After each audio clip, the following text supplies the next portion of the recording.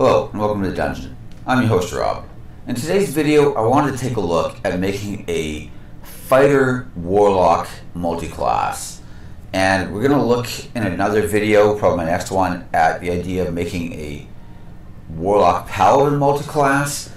But I wanted to break them into two videos and we'll kind of, look at the pros and cons. So this is my first character that I finished the game with.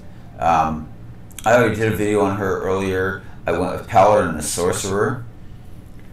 Paladin and Sorcerer is such a strong combo. Very, very underrated by a lot of people on YouTube, I'm finding.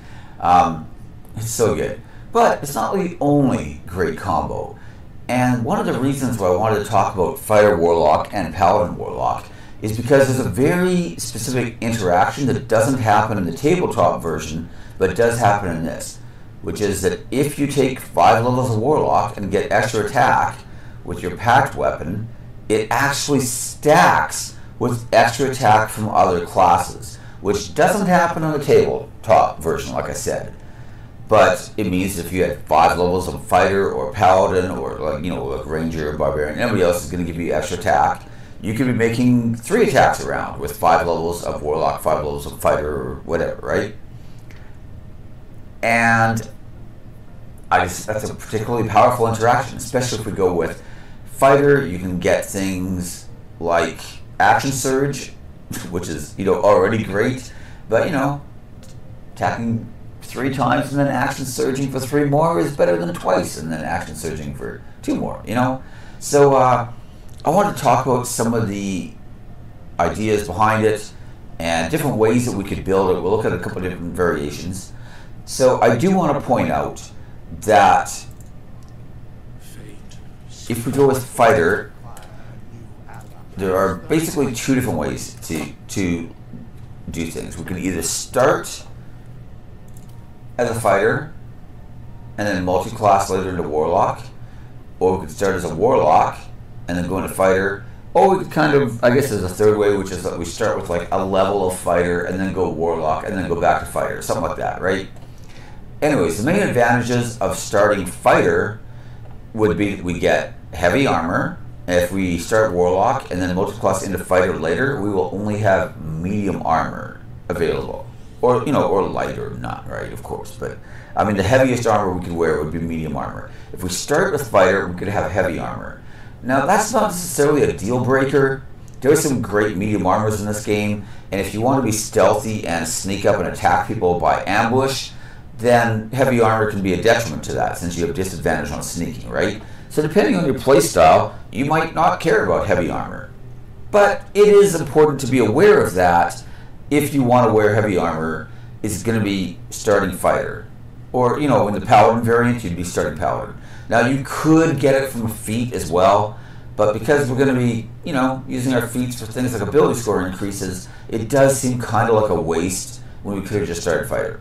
So that's one advantage. The other advantage of starting Fighter is that we will get proficiency on Constitution saving throws, which also means concentration saving throws. So if we want to concentrate on some of those Warlock spells, or if we went with, say, an Eldritch Knight Fighter, and we want to concentrate on some of those spells, then Constitution is going to be pretty important.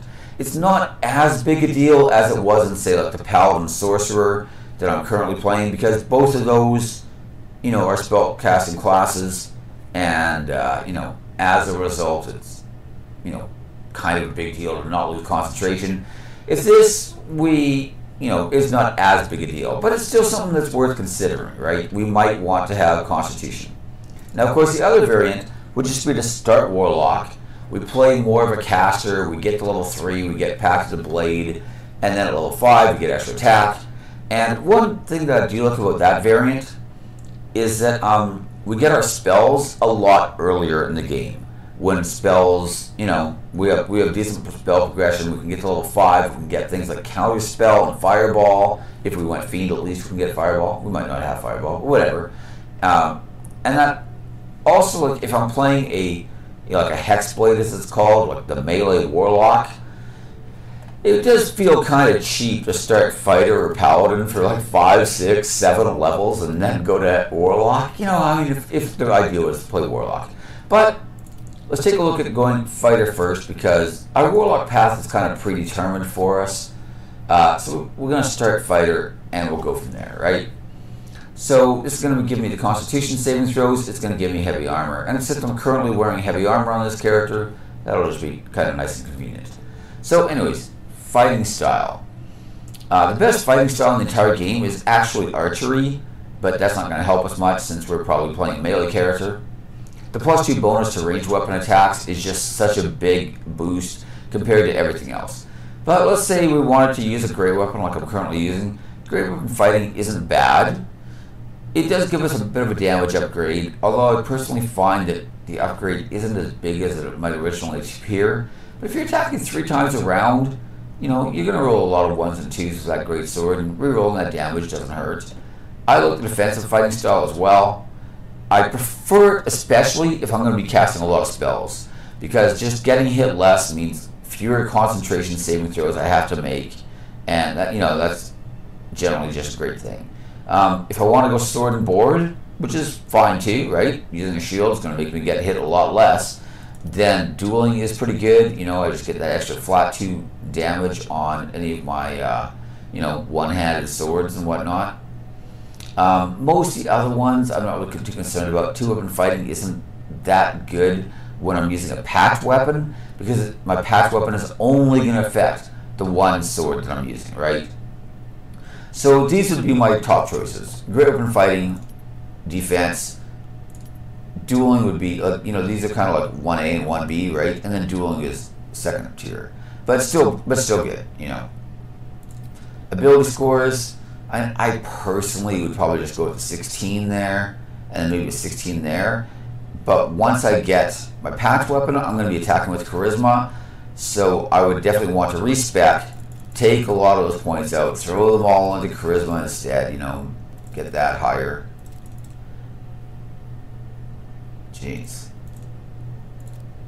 Whatever it's going to take for us to get that, to get the 16 charisma. Like I said, we're going to respec at that point, but we don't really need to worry about that right now, right? We can leave our charisma low and just use strength for now, because that's going to make it a lot easier for us to level.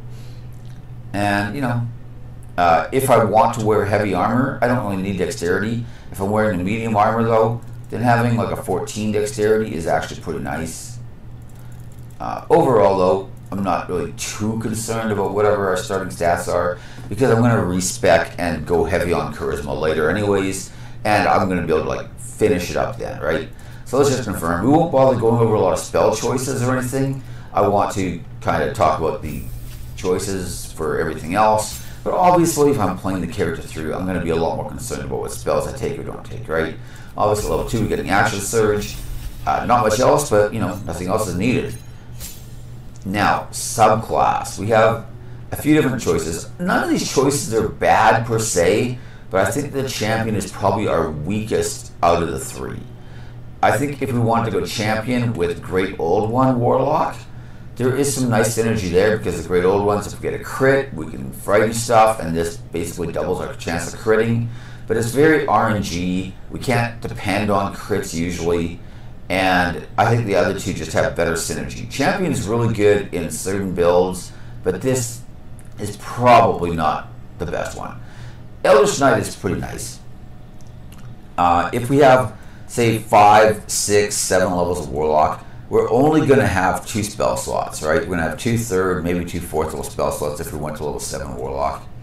And that's it. And granted, they're coming back on a short rest, right? But that doesn't give us a lot of spells to work with. Eldritch Knight would give us some cantrip choices, you know, whatever those happen to be. I don't really care much.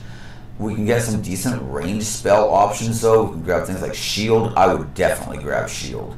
I would probably grab Magic Missile as a decent choice, too, in case we get poisoned and have disadvantage or something where we just need to finish a bunch of guys. You know, nothing wrong with that, right?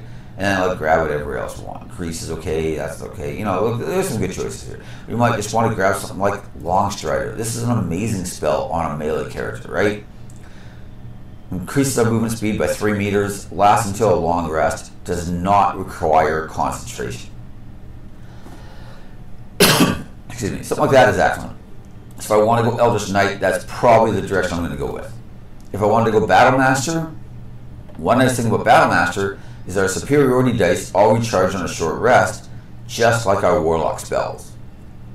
So this allows us to go short rest to short rest, and and just be very, well, we don't have to go to camp all the time, is what I'm saying. We don't have to use all of our supplies. Honestly, you could add a bard to this party, and then with Song of Rest, you basically have 3 short rests per day, which is pretty nice.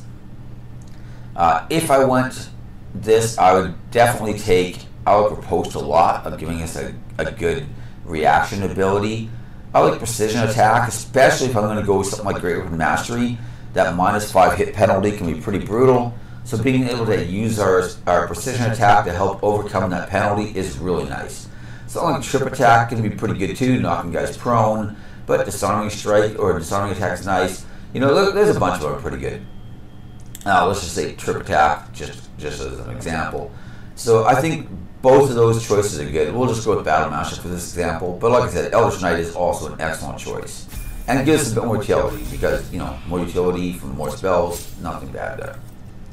Feat choice, we'll go Great Weapon Master just because I took Precision Attack, because why not? I don't think there's anything wrong with taking an ability score increase here. Depending what else you want to take. Like Polearm Master is a great choice. And one thing about the fighter variant is if we go to level 6 fighter, we get a extra feat, a bonus feat at level 6 that nobody else is really getting, right? It's worth pointing out too that polearms are great weapons. So we could take Polearm Master and Great Weapon Master together. But we could also take something else too, like, there's lots of other options. Lucky is great, for example. Maybe we want to take something like Heavy Armor Master if we've got an odd strength score. Nothing wrong with that. There's lots of stuff we could do. Like I said, alert, ability improvement, whatever. But for this example, we'll take Great Weapon Master. Moving things right along. Fighter 5, getting extra attack. So that's perfect.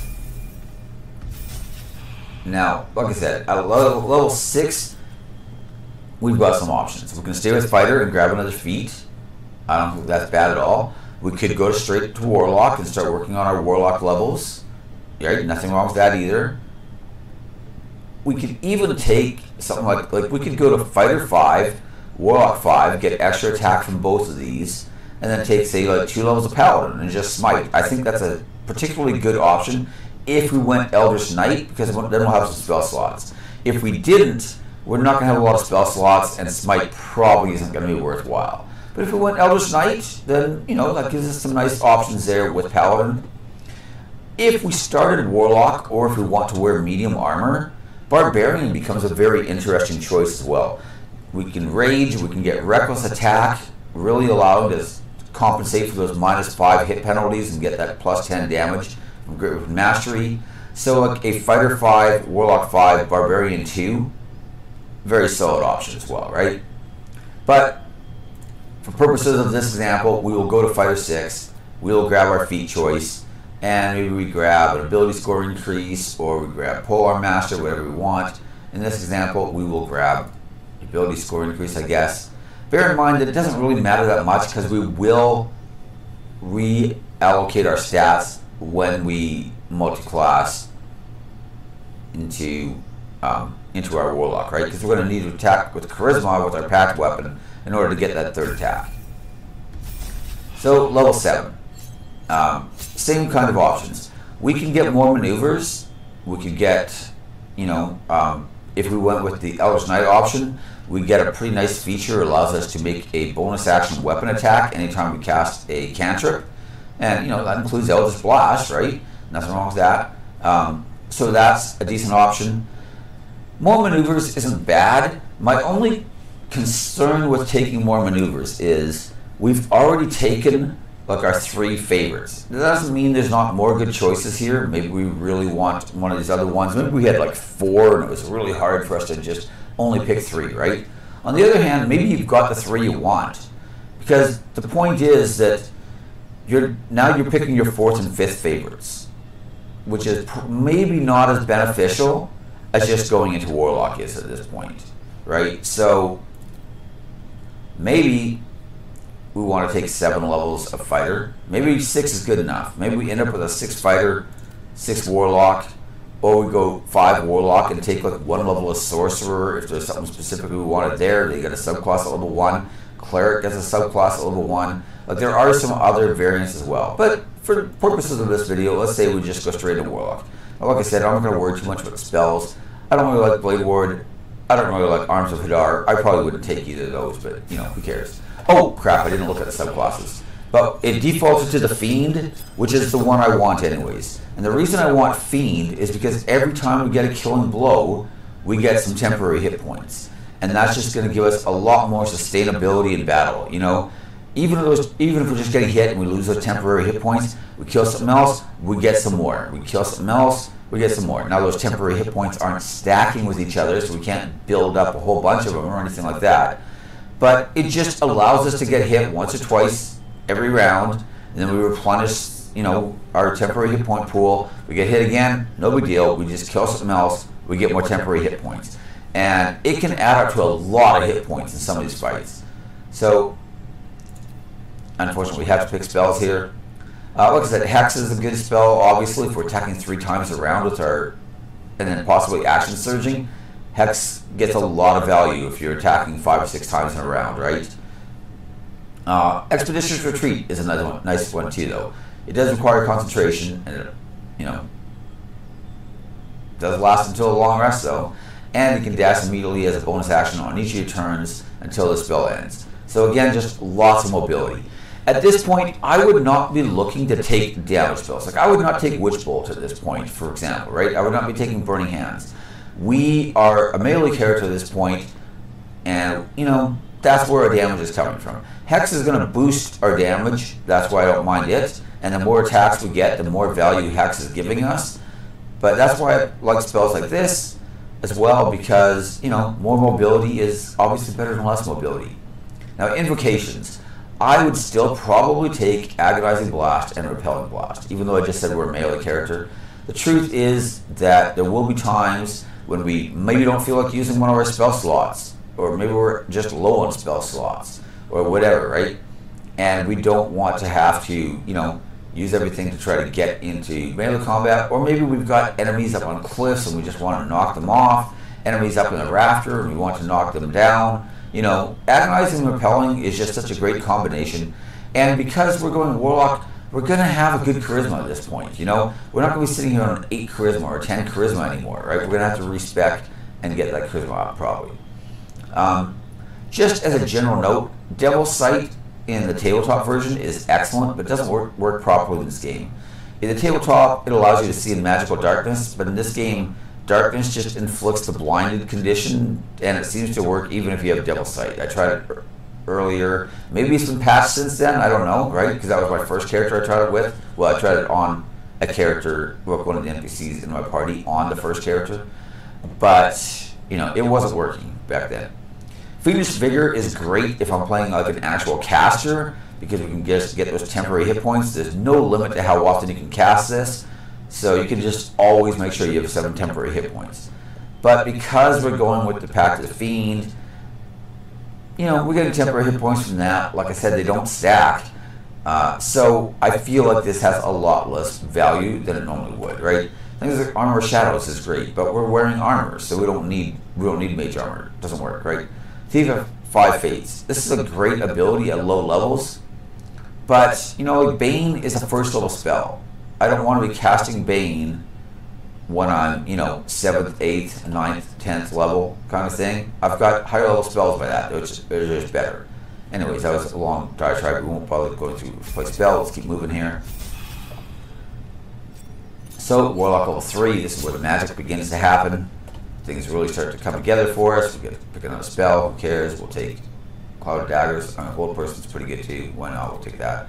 Obviously, we're taking Pact of the Blade. That's the whole point in being a Hex Blade, is to take Pact of the Blade, right? Just as a general note, Pact of the Tome is really good in the tabletop version. I am not impressed with it in Baldur's Gate 3, though, because in the tabletop version, certain spells have the ritual spellcasting tag, but in this game, you're either casting something in combat or out of combat. There's really no ritual casting. Pact Pact of the Tome in the tabletop version just allows you to learn any spell that's a ritually cast spell from any class. But in this case, we're just getting Guidance, Vicious Mockery, and Thorn Whip, which are all pretty low level. And it's not that they're bad, but you know, like clerics and druids can cast Guidance. I think bards can cast Guidance and Vicious Mockery, by the way. You know, so we don't really. Again, I'm getting to be like pretty high level at this point. You know, I don't really concern myself with a bunch of cantrips. Also, we are making a melee character, so Pact of the Blade is a no-brainer. If I was playing a caster, though, Pact of the Chain is actually pretty good. Our familiars there are pretty nice. Anyways, we won't bother with replacing our spell. Obviously, we would pick a spell if we were actually playing this character for real. Warlock level 4, we're getting a feat choice. We also got to pick a cantrip, so let's just take that. Spells, whatever, we'll take that. Replace spell, we don't care. I would probably take ability score increase.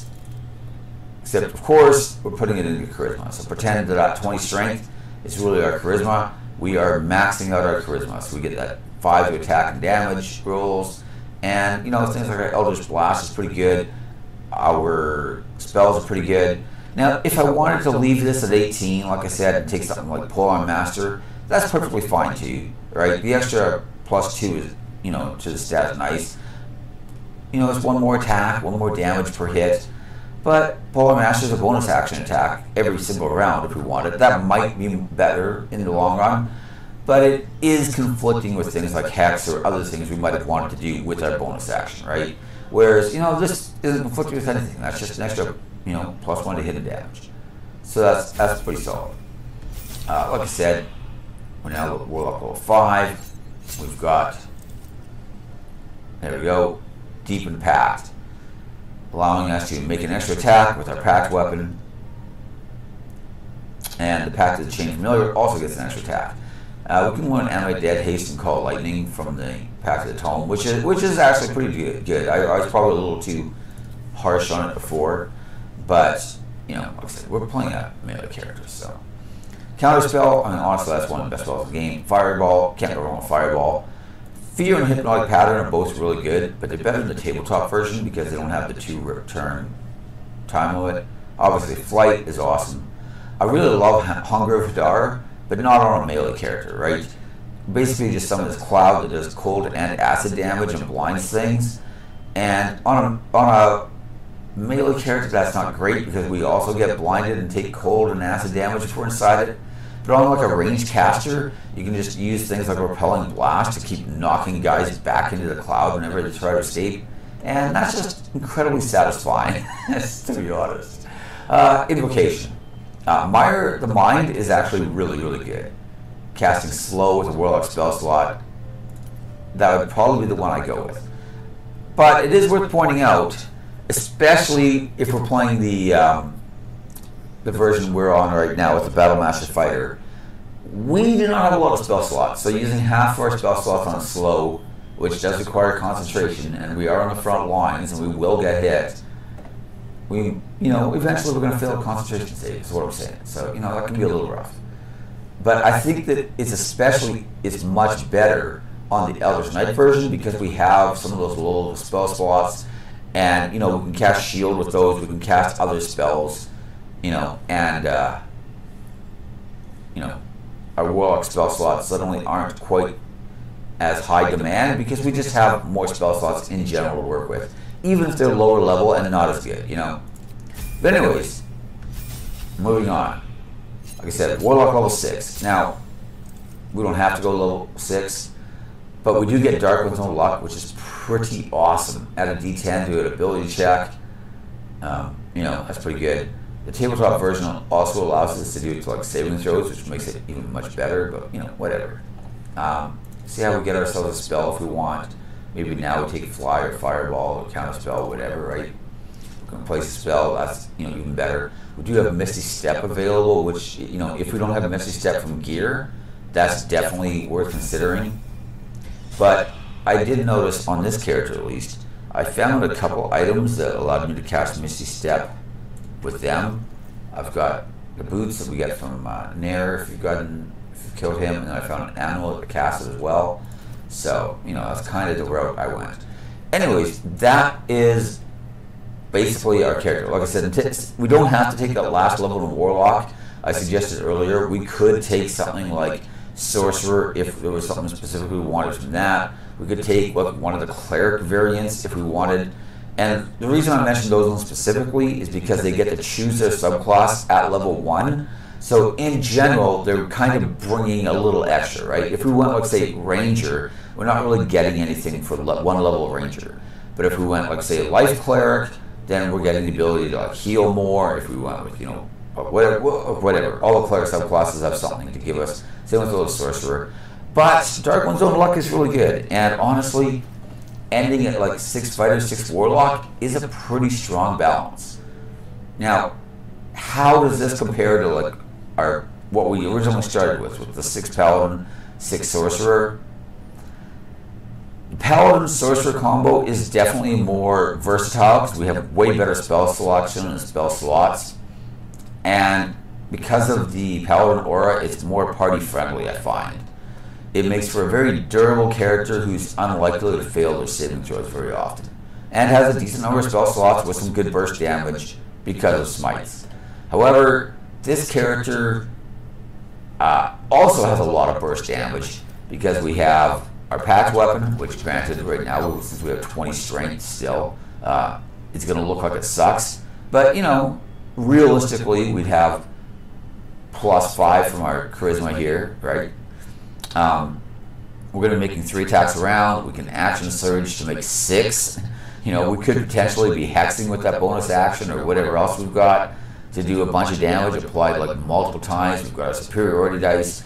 This character tends to be much more of a just round after round punishing threat on the front line, but it's also more like of a good solo character, whereas the Paladin Sorcerer is just more versatile and all-rounded.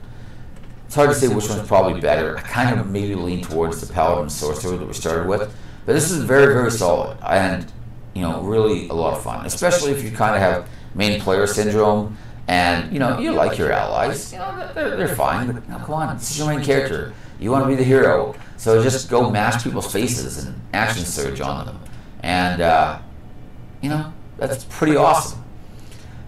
In my next video, we're going to take a look at a Paladin Warlock multi-class, which is kind of going to be similar. It's kind of the middle ground, right? Here we have Fighter Warlock. We started my last video, or video before that really, with the Paladin Sorcerer, and then we go Paladin Warlock, and kind of end up with something in between, combining a lot of the good aspects of both, and some of the bad aspects of both too, let's be honest. But anyways, like I said, this should be a +13. We've got our sweet 20 charisma, not 20 strength. And, we're hitting pretty hard with it. Anyways, that's everything. Oh, I should mention one thing really quickly, too. I kind of alluded to this with the Eldritch Knight, but in my last video, here, let's just load the original character that we had here from the campsite. When I did the Paladin Sorcerer video, somebody asked me in the comment section why I had so many 4th level spell slots and even a 5th level spell slot when I only had 6 levels of Paladin and 6 levels of Sorcerer. But that's because this D&D does something where they basically allow you to multi-class and then combine your spellcasting levels between them. So Paladins and Rangers only count for half. They're considered half casters. There's actually 1/3 casters as well, which is your Arcane Trickster Rogue and your Eldritch Knight Fighter, but we're not worried about them right now. And come on, load faster. Then you've got your full casters, which is basically your Cleric, your Druid, your Bard, your Sorcerer, and your Wizard. But not Warlock. Warlock is their own separate category because their spells come back on a short rest, right? So 6 levels of Sorcerer and 6 levels of Paladin really kind of translates into 9 levels of Sorcerer for what spell slots you have available. However, you still only have the spell selections of a level 6 Paladin, level 6 Sorcerer. So in other words, I have 2nd level Paladin spells available at most, and 3rd level Sorcerer spells available at most. But I have 4th and 5th level spell slots that I could use for things like smiting or to upcast spells, things of that nature. I was starting to think we crashed or something, but we finally went to 80% and 100. Now that I've talked about all this, and you've got to look at the lovely background loading screen instead of the actual character itself. I should have talked about this at the beginning, but who cares? So yeah, like I said, here, let's move that up a little bit. So yeah, we technically should only have third level spells from Sorcerer and second level spells from Paladin. But because we are basically a 9th level pure caster, is how to think of it, we have the spell slot progression of a 9th level full caster. But as we notice when we look at the spell book, Paladins, we have first and second level spells only. Sorcerers, I forgot, they actually listed differently. But anyways, as you notice, nothing here is higher than third level. Third, and that's because it's the best you can do. So hopefully that makes sense. I know that's really random and has nothing to do with the actual topic of the video, which was fighter Warlock. But I did have somebody asking about how the spell slots work and how I managed to get these extra spell slots. And like I said, you can do things like maybe we want to cast Armor of Agathis with a 5th level spell slot. Nothing wrong with that, right? Now we've got those 25 temporary hit points when we get hit in melee. People are taking the 25 cold damage back. That's a great use of our 5th level spell slot. We could smite with that spell slot. We could upcast other spells with it. Whatever else we need to do, right? Anyways, hopefully that all makes sense. I realized this last part was just kind of tacked on at the end. Sorry, I should have. This turned it into like a rambling bit of nonsense. But anyways, thanks for watching. Feel free to like, subscribe, ring the bell for notifications. Most importantly, leaving your comments in the comment section. I read every comment. I don't always respond in a timely manner, but trust me, I read all my comments. Like I said, my next video will hopefully be talking about a Paladin Warlock multi-class. And obviously there will be some similar themes because we're talking about Paladin, which we've talked about before, and Warlock, which we talked about in this video. So, there'll be a lot of common ground. But they also each have their own unique abilities and takes on things, which I really appreciate about this game. So anyways, that's everything. I'll see you next time. Bye.